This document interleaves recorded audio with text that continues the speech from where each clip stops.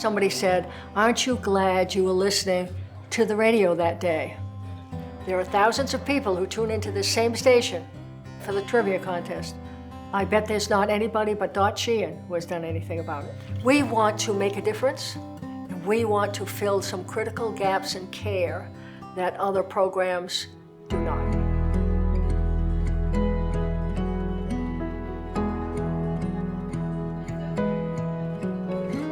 It was sometime in 2007 that Dot got the idea for Operation Hat Trick, listening to a radio show and hearing a wounded veteran say a hat was what he wanted. And I was so taken by it. I'm like, well, can you just get them a hat? I mean, really, come on, is it that difficult? And that's how it started. That we know of, nobody else does what we do.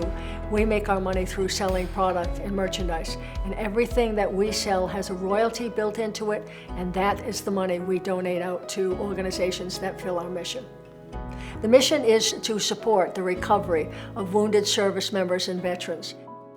I'm the father of Nate Hardy, who is memorialized in Operation Hat Trick with his buddy Mike Koch.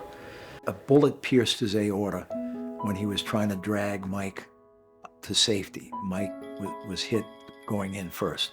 Nate was the youngest. Josh was the oldest. Between the summer of his sophomore and junior year in high school, he was diagnosed with the most lethal type of brain tumor, a glioblastoma. And Josh loved all kinds of music, and he was trying to write his own music, which is why CreatiVets appealed to me so much.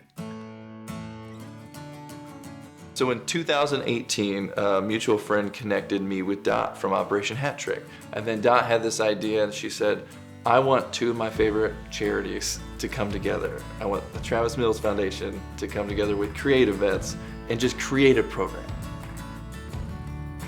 The idea around CreatiVets is that we pair these combat wounded veterans who are coming into our program with another combat wounded veteran to be able to tell their story with them. Because we all know it's really hard to just open up in front of civilians, which most of our songwriters are. And so this mentor is there to guide them on what their story should look like and what it can feel like in a song.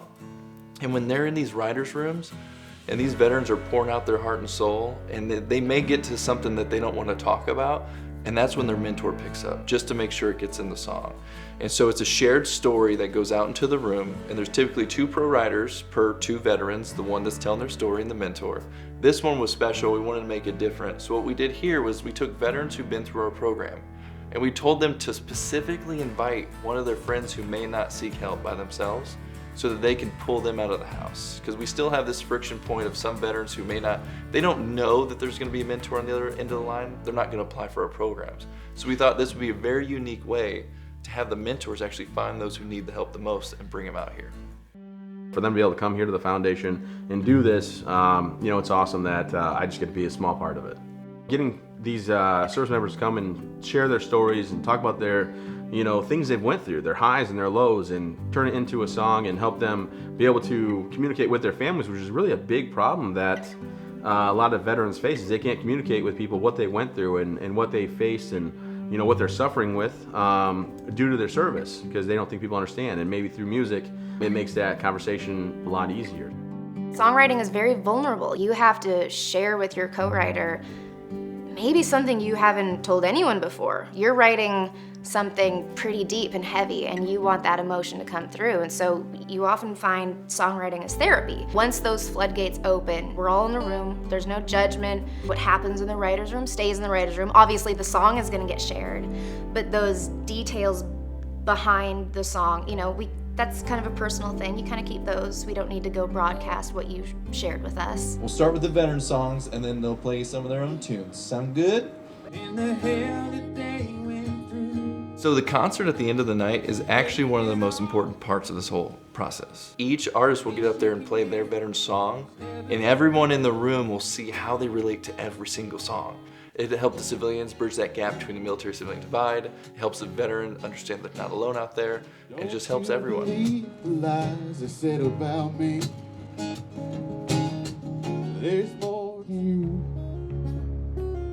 Just give me some rollers. Let me up on my feet. It's hugely important for us to tell this story because we're small. You can get lost in the shuffle.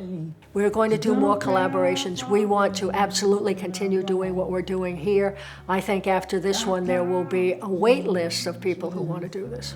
Coming home and doing all the same.